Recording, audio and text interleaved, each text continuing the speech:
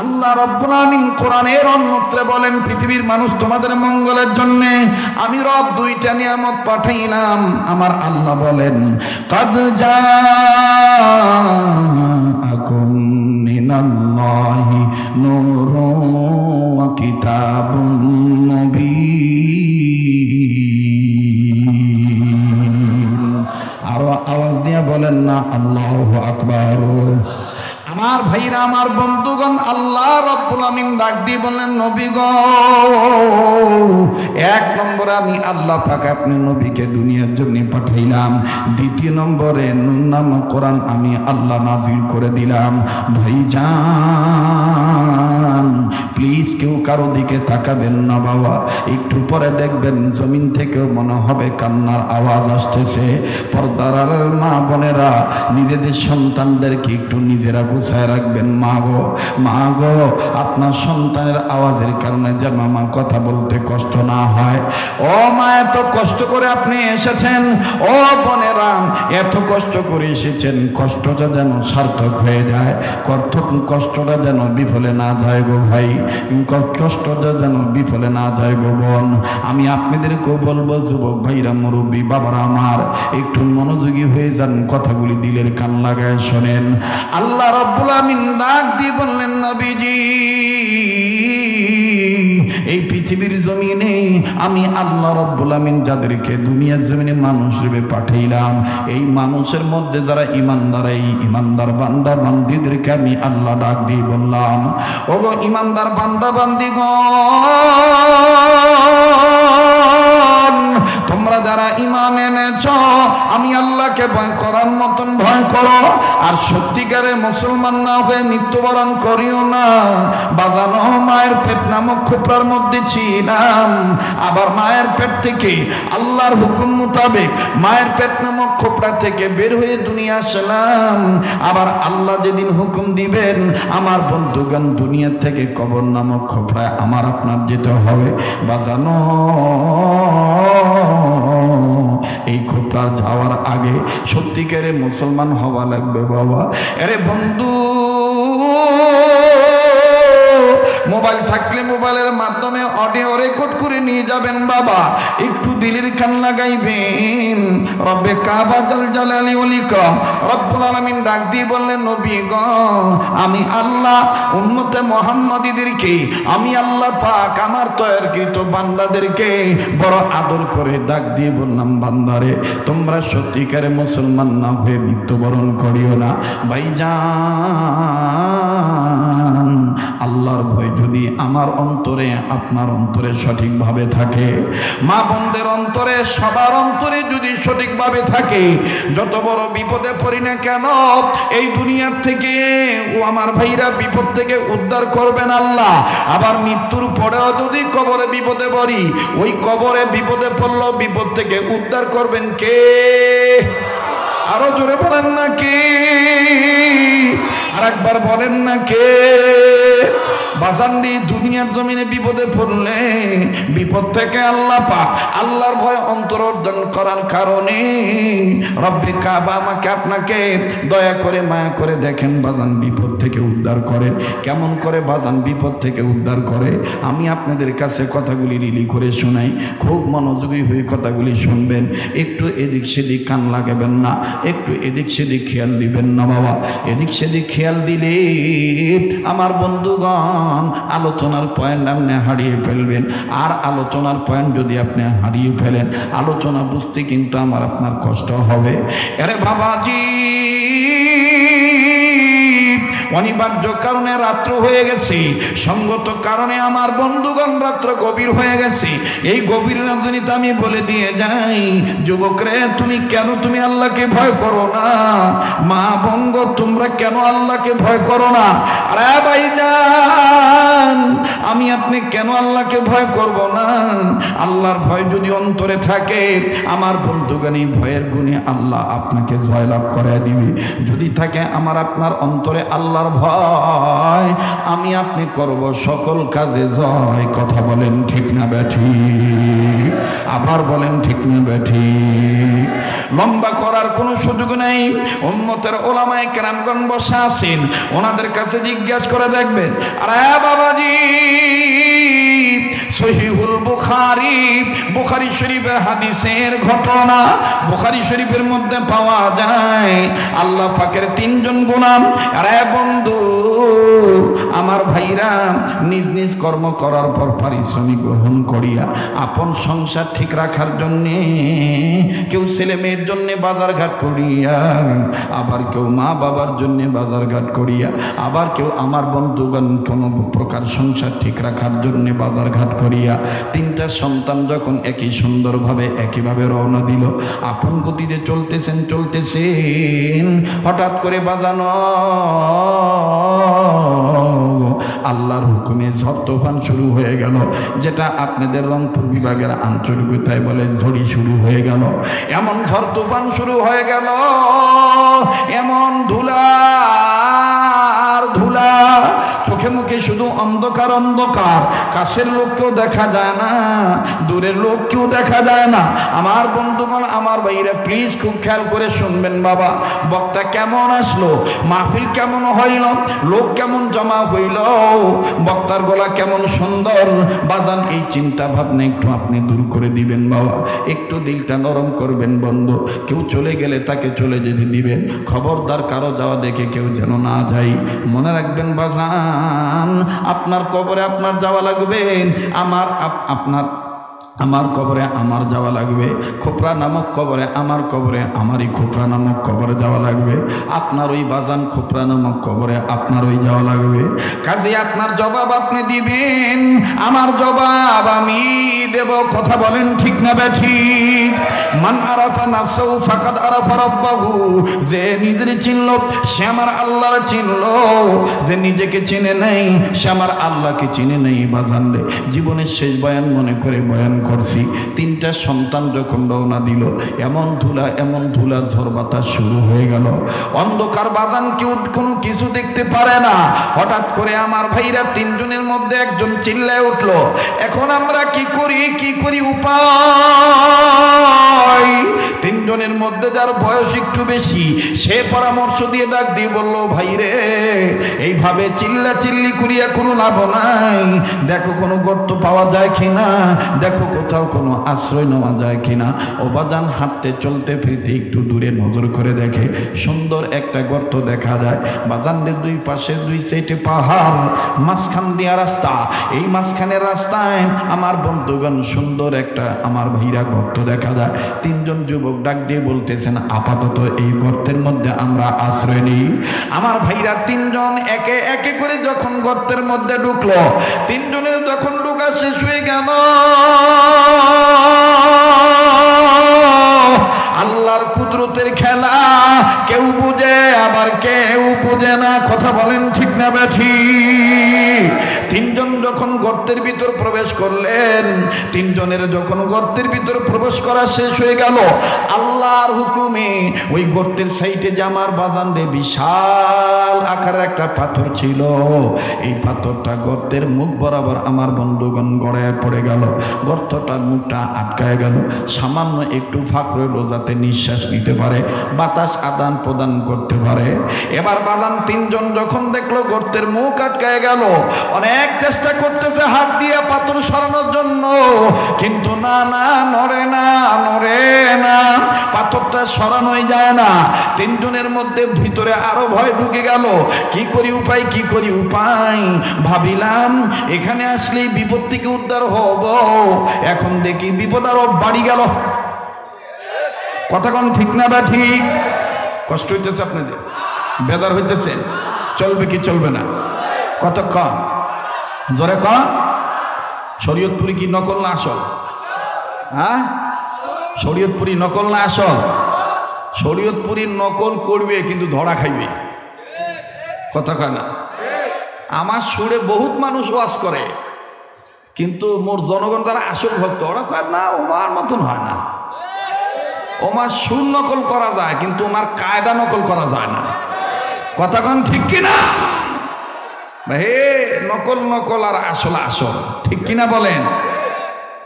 মুসলমান ভাইরা আমার বন্ধুরে, এবার গর্তের মুখ থেকে যখন তিনটি যুবক পাথর সরাইতে পারে না,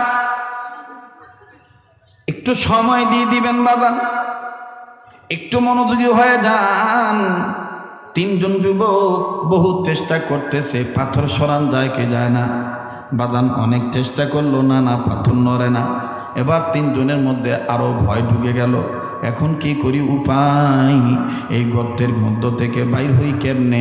বাইর হইতে না পারলে তো আমরা মারা যাব গর্তের ভিতরে, আর আমাদের কারণেই আমাদের পরিবারের সন্তানেরা, আমাদের মা বাপ না খেয়ে মরে যাবে, দুশ্চিন্তা করে মরে যাবে।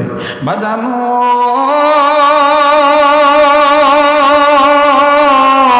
তিনজনের মধ্যে যিনি বড়, তিনি অভয় দিয়ে ডাক দিয়ে বলে, চিন্তার দরকার নাই, বিপদ দিয়েছেন যে আল্লাহ, বিপদ থেকে উদ্ধার করবেন ওই আল্লাহ।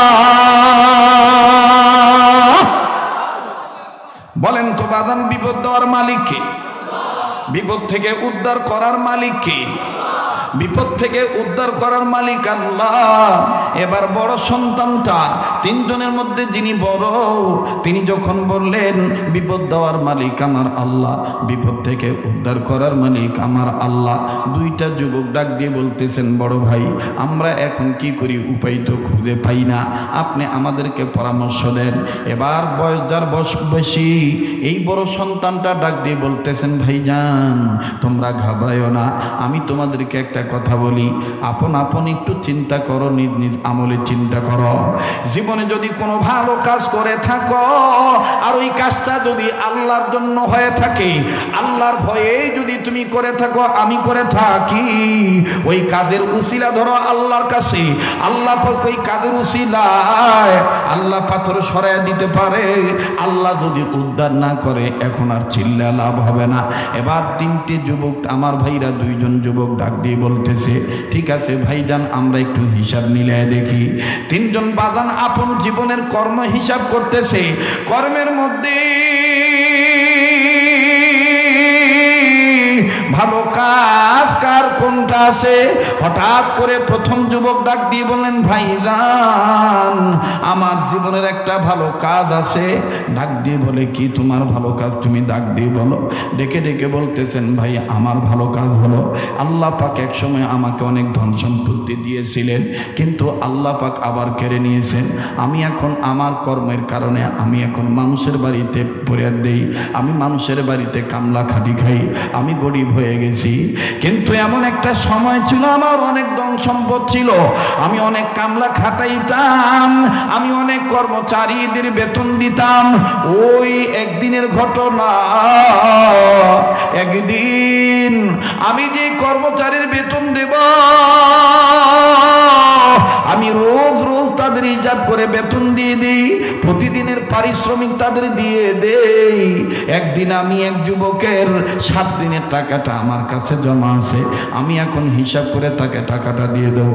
এই নিয়ত করিয়া যখন আমি হাজিরা ডাকা শুরু করলাম, সব যুবককে পাইলাম কিন্তু তাকে পাইলাম না। ব্যাপার কি, সে গেল কোথায়? পাশের লোকেরা ডাক দিয়ে বলতেছে, হঠাৎ করে তার বাড়ি থেকে খবর আসছে তার মা নাকি ভীষণ অসুস্থ, এই জন্য মায়ের টানে টাকা পয়সা ফালায় তুই মায়ের টানে চলে গিয়েছে। ভাইরে এই কথা শোনার পর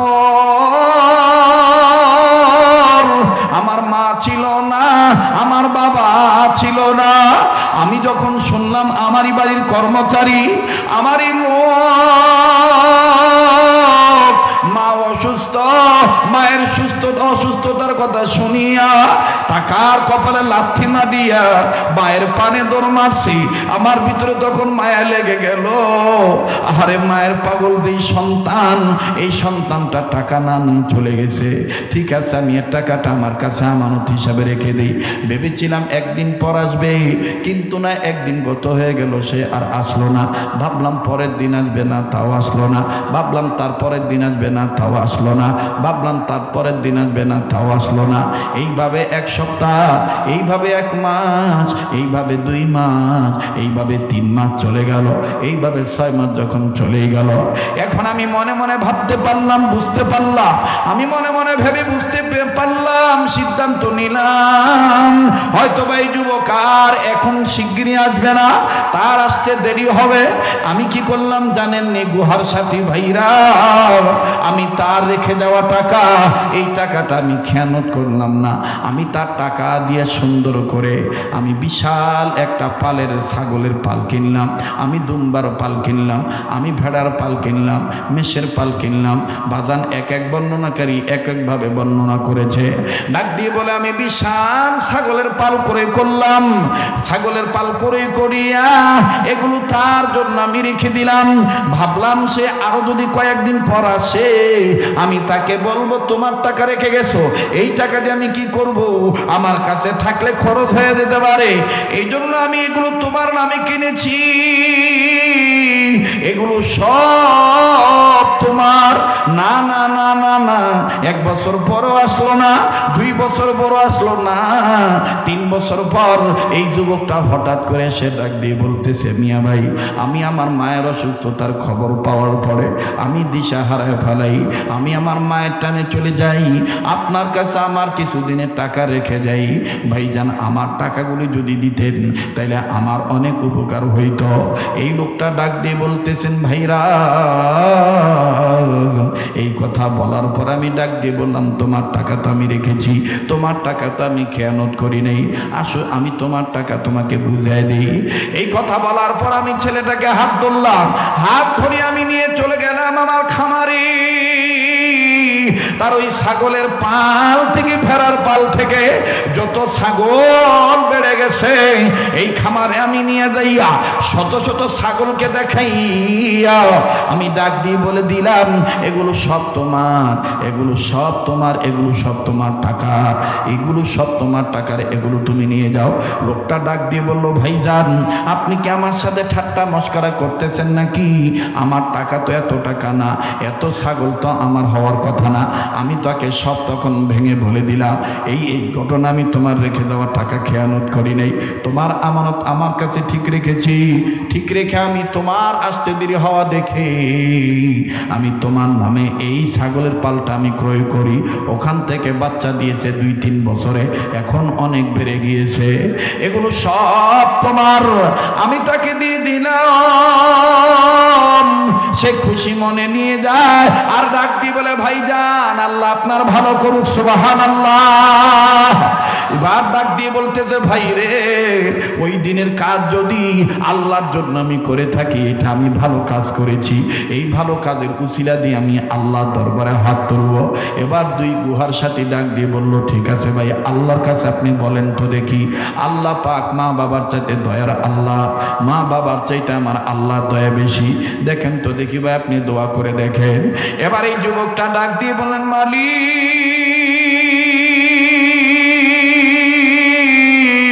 ওই কাজ যদি তোমাকে ভয় করিয়া করে থাকি, আমানত খেয়ানত যদি তোমাকে ভয় করার কারণে খেয়ানত যদি না করে থাকি, ওই কাজ যদি ভালো কাজ হয়ে থাকে আর ওটা যদি তুমি রাজি থাকো, আল্লাহ একটা ডাক দেন না, দেন না, দেন না, দেন না, দেন না, দেন না, বলেন না আল্লাহ।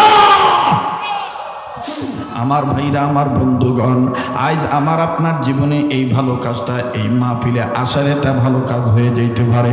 অসংখ্য মানুষ ঘুমাইতেছে, অসংখ্য মানুষ বাজারে ঘাটে ঘোরাঘুরি করতেছে, রাস্তায় দাঁড়িয়ে চার দোকানে চা খাইতেছে, কিন্তু আল্লাহ পাক আমাকে আপনাকে দিনের কাজে আনছে। আপনারা কোন মায়ের সন্তান গো, কোন বাবার ছাওয়া, কোন বাপমার সন্তান গো? উম্মতের আলেমদের কথা, কোরআন হাদিসের কথা, আল্লাহকে ভয় করিয়া আমার বন্ধুগণ আল্লাহকে মহব্বত করিয়া সত্যিকার মুসলমান হওয়ার জন্য রইলেন বসিয়া। আল্লাহ পাকের দরবারে আজকের এই রাত্রের মাহফিলে উপস্থিতি হওয়াটা অনেক কাজে লেগে যেতে পারে। আরে বন্ধু, আর আমার দিল বলি আজকের মাহফিলে তো আল্লাহ কবুল করবে, আজকের মাহফিলে তো আল্লাহ ফিরত দিবে না। বাজানো আমার সাথে দোয়া করলে ঠকবেন না, এই পাগলকে অবহেলা করবেন না। এই পাগলকে আমার আল্লাহ প্রতিটি বছর গোটা রমজান মাস সোনার মক্কা মদিনা রাখে। এইবারও পুরা রমজান মাস রোজার মাস আমি মদিনায় ছিলাম। মাত্র 2 দিনের জন্য আমি মক্কায় গিয়েছিলাম, ঈদ করে তারপরে বাংলাদেশে এসেছি।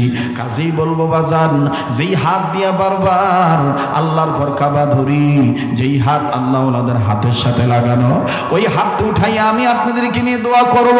আর বৃহত্তম রংপুর বিভাগের বাইরা, আমার ভাইরা, অনুরোধ করে বলবো প্লিজ একটু মনোযোগী হয়ে যান, একটু দিলটা নরম করে দেন, আর নিজের জীবনের হিসাব মিলান। দেখেন তো দেখি কতটা খারাপ কাজ করলেন আর কতটা ভালো কাজ করেছেন। এখনো সময় আছে আল্লাহর ভয় অর্জন করিয়া মরণকে জয় করার জন্য কবর নামক খোপরা নামক কবরে মুসলমান ও সত্যিকারে মুসলমান হওয়ার নিয়ত করিয়া, ঢোকার নিয়ত করিয়া বাজান একটু হিসাব মিলান বাবা। এবার এই লোকটা ডাক দিয়ে বলতেছেন, আল্লাহ আয় আল্লাহ, ওই দিনের কাজ যদি তোমার ভালো লেগে থাকে, আল্লাহ ওই ভালো কাজের উসিলায় তুমি আমারে মাফ করে দাও। আল্লাহ এই গুহার মুখ থেকে পাথরটা তুমি সরাইয়া দাও। বাজান যুবকটা যখন এইভাবে বললেন, মুহাদ্দিসিনে কেরামগণ লেখেন এই যুবকের দোয়া আল্লাহর দরবারে কবুল হয়ে গেল। সাথে সাথে পাথরের একটা অংশ কুয়ার মুখ থেকে, গুহার মুখ থেকে সরে গেল। চিৎকার দিয়ে বলেন না সুবহানাল্লাহ। এবার পাশের 2 জন ডাক দিয়ে একজন আর একজনকে ডাক দিয়ে বলে, ভাইরে এই ভাইটার কাজ আল্লাহর দরবারে পছন্দ হয়ে গেছে, যার কারণে এই গর্তের মুখ থেকে পাথরের একটা অংশ সরে গেল, আর অংশ বাকি আছে। যতটুকু সরল এতটুকুর দ্বারা তো আমরা বাইর হইতে পারবো না। এবার 2 জন একজন আর একজনকে ডাক দিয়ে বলতেছে, দেখো তো ভাইয়া, তোমার জীবনে কোনো ভালো কাজ আছে কি না? এইবার দ্বিতীয় যুবক কান্দার ডাক দিয়ে বলে, আমার জীবনে একটা ভালো কাজ আছে। বলে কি কাজ? তুমি আমাদেরকে আগে শোনাও। বলে আমার জীবনের ভালো কাজ হলো, আল্লাহ পাক একদিন আমাকেও সামর্থ্যবান রাখছিলেন, আমারও অনেক সম্পদ ছিল, আমি যা ইচ্ছা তাই করে বেড়াইতাম, বখাটে টাইপের ছেলে ছিলাম।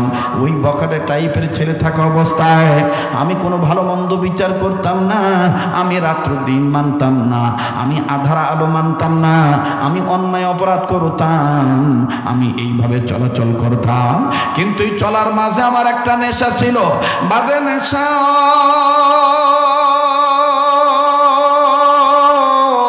আমি সুযোগ পাইলেই কাম চরিতার্থ করতাম।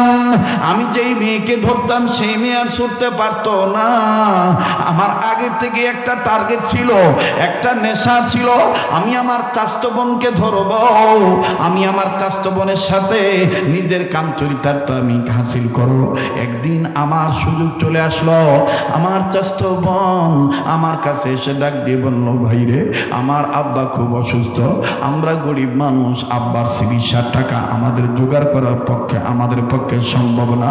ও ভাই তোমরা ধনী মানুষ, ভাই গো যদি একটু মায়া করো, দয়া করো, তাইলে আব্বার জন্য ওষুধটা কিনতে পারতাম, আব্বার চিকিৎসার খরচের টাকা আমাদের নাই।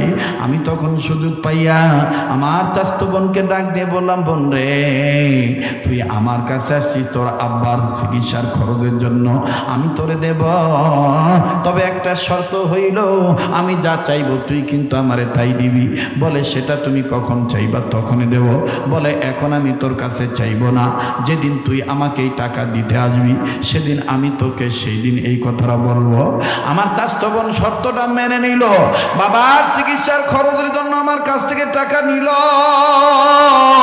কিন্তু সময় যখন বেঁধে দিল, এই বাধা সময়ের মধ্যেই যখন সময় শেষ হয়ে যাবে, নির্ধারিত সময় আমি আমার চাচাতো বোনের কাছে গেলাম, আমার চাচাতো বোনকে বললাম অমুক দিন কিন্তু তোর টাকা দেওয়ার কথা, আর আমার যেটা প্রাপ্য আমাকে কিন্তু সেইটা দেওয়ার কথা, তুই কিন্তু নির্ধারিত সময়ে যাবি। আমার চাচাতো বোন নির্ধারিত সময়ে যখন আমার কাছে আসলো, আসার পরে আমি দরজা আটকায় দিলাম, জানালা আটকায় দিলাম, এরপরে যেভাবে যেই সিচুয়েশন যেভাবে তৈরি করার দরকার তৈরি করলাম। তৈরি করার পর আমি আমার চাচাতো বোনকে ডাক দিয়ে বললাম, আমার বহুদিনের শখ ছিল তোকে আমি তোর সাথে কাম চরিতার্থ করবো, তুই বলিস বলতেছি যা চাবো তাই দিবি, এখন তুই আমাকে সেই বস্তুটা দিয়ে দে, আমি তোর সাথে কাম চরিতার্থ করব। আমার চাচতো বোন নিরাপয় হইয়া ডাক দিয়ে কান্দার ঢাক দিয়ে বলে, বাইরে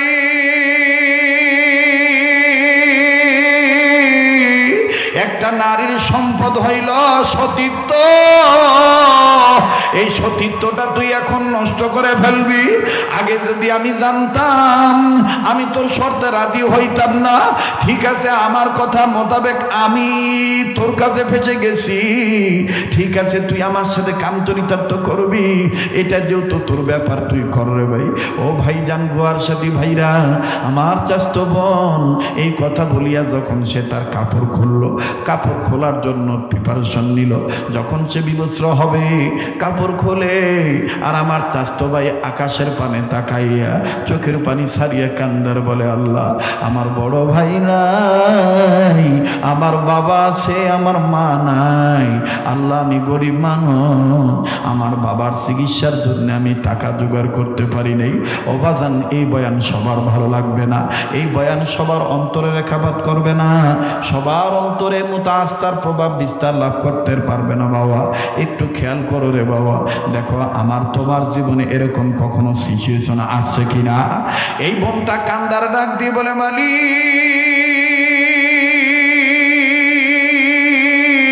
আল্লাহ,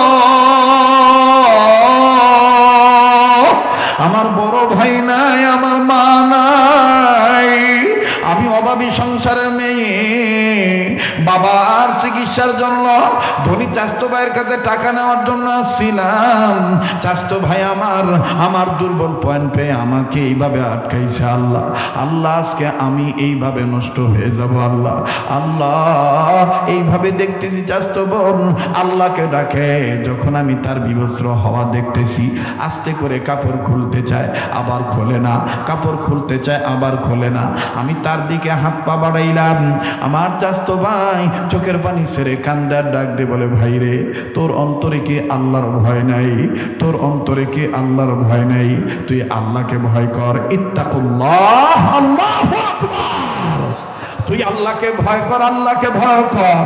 ও গুহার সাথী ভাইরা,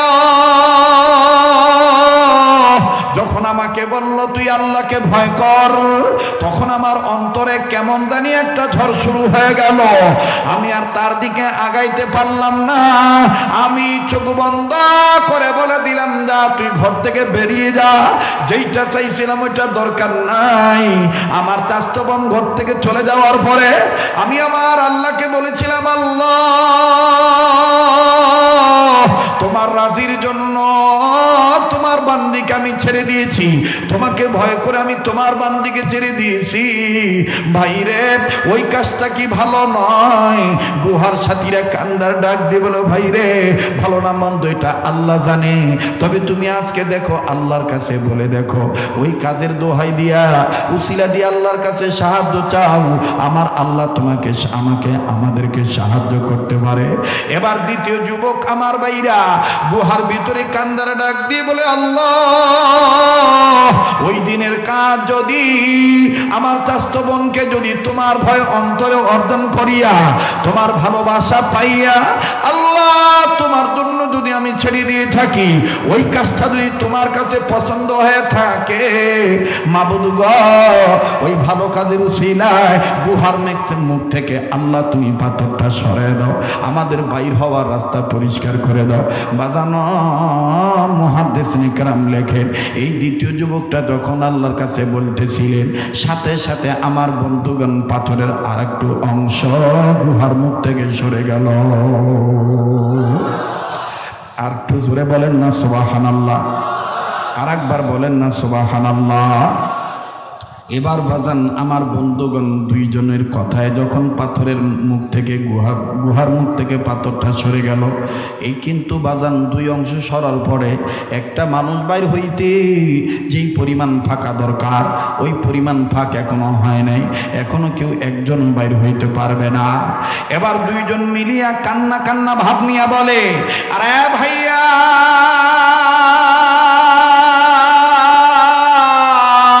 তোমার জীবনে কি কোনো ভালো কাজ নাই?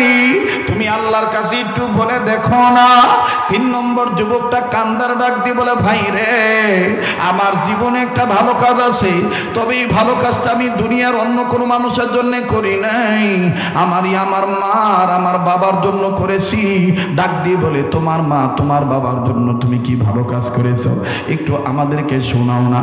বলে, ভাই রে, তোমরা ধনী মানুষ, তোমাদের টাকার অভাব ছিল না, কিন্তু আমি গরিব মানুষ, আমি কামাই করলে আমার মা বাবার মুখে খাদ্য উঠে, আমি কামাই করলে আমার বাচ্চা আমার ছেলে মেয়ের মুখে খাবার উঠে, একটু দিলটা নরম করে দে না বাবা, অনুরোধ করবো প্লিজ, কারো দিকে তাকাইস না, দেখটা দিলটা নরম হয়নি, একটু নিজের নিয়ে নিজে চিন্তা কর বাবা। তৃতীয় ছেলেটা কান্দে, তৃতীয় যুবকটা কান্দার ডাক দিয়ে বলে, আমি কামাই করলে আমার বাপমার মুখে খাদ্য উঠে, কামাই না করলে বাপমার মুখে খাদ্য ওঠে না, আমার ছেলে মেয়ে খাইতে পারে না, আমি গরিব মানুষ।